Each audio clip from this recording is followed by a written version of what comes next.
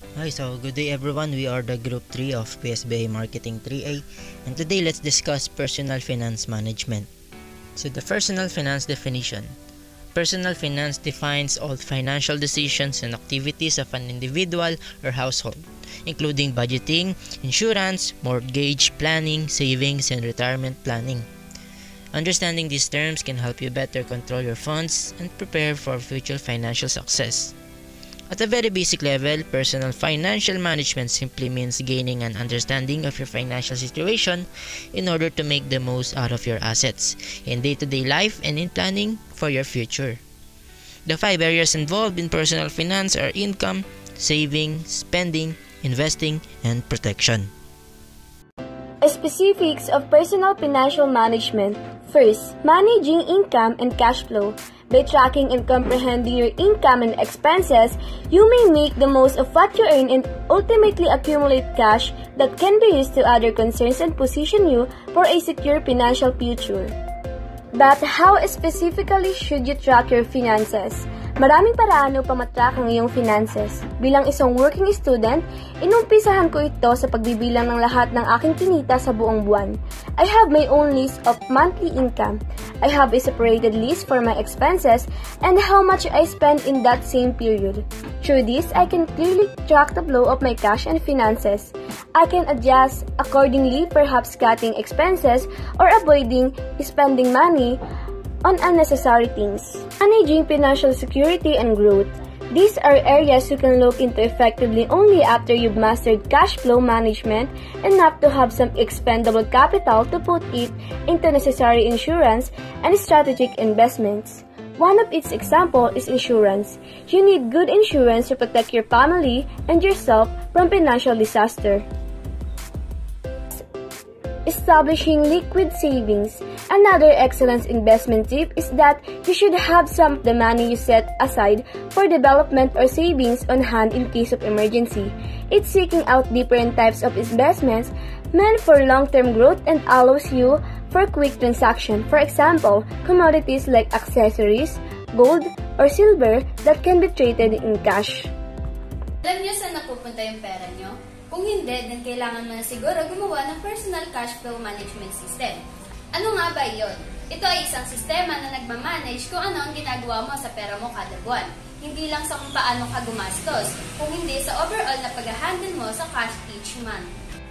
Ito ang mga payo na dapat tandaan na makakatulong sa iyong cash flow. First, have a personal spending plan. Your fixed expenses are just that, predictable and fixed. So try to create some parameters for how you want to spend your money. Spend time understanding if those fixed expenses conflict with other goals like saving or paying down debt.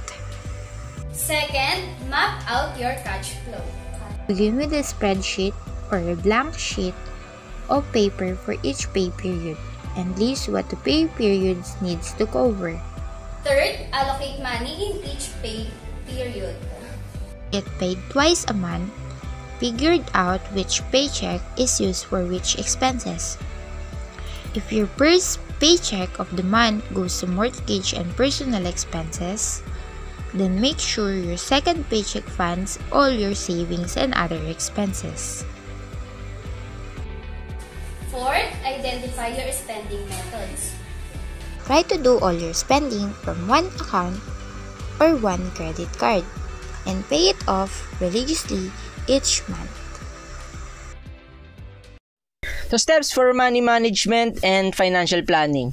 So paano nga ba tayo magiging magaling sa paghawak ng pera? Siyempre, requirement sa pagiging mayaman. Oo, dapat maging mayaman ka muna. Hindi, nasa pagmamanage pa rin yan ng budget mo araw-araw, maging sa pansarili mo man yung gastusin o pang pamilya. So in making our money efficient, how do we make the most out of it? So pang-una, gumawa ka ng budget. Pangalawa, gumawa ka ng savings goal.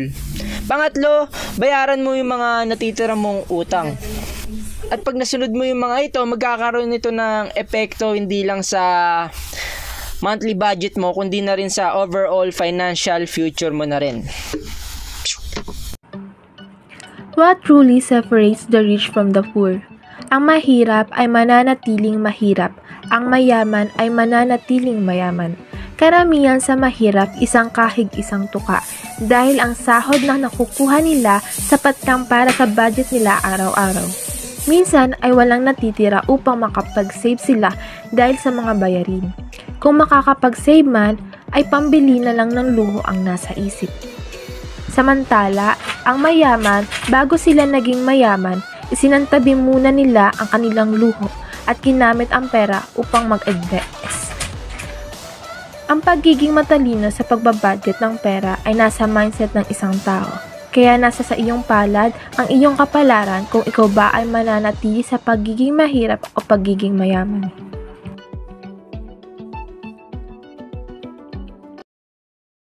The pandemic has made our future a bit uncertain, so it's best to control your spending during this crisis.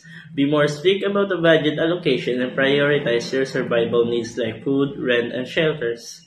The rule of thumb 50% of your income goes towards basic needs, 30% personal needs like entertainment, and finally, 20% toward financially purpose like paying off debts and insurance deposits. Right now, it's important to take a few hours to think about how to protect your family future no matter what. Also, we need to know the cut unnecessary expenses. During your home quarantine, it's difficult not to miss out the things you used to love to do outside, like going to movies or eat in the restaurants. But why not use your free time at home and take up a new skills or hobby, work passionately on long-awaited project, or try a new recipe? Practical skills save the most money, and you literally have no excuse not to acquire them. After all, why cut back on your regular spending? You will still these deliver apps, your meal can wait. Identify the other sources of your income. Beyond cost saving, there are always ways to generate income even if you're at home.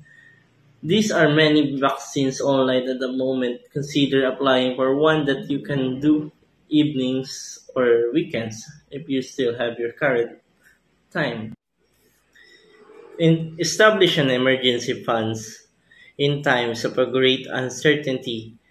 The financial crisis is a crucial. Job cuts can mean layoffs and downsizing. If you are one of those affected, start with a low income or short term business. Categorize your budget expenses and spend your money strategically. Since you'll be reducing your usual expenses at home, add whatever you can to your emergency budget to cover up your expenses for the next month. Remember, no amount is too big or too small to make a difference.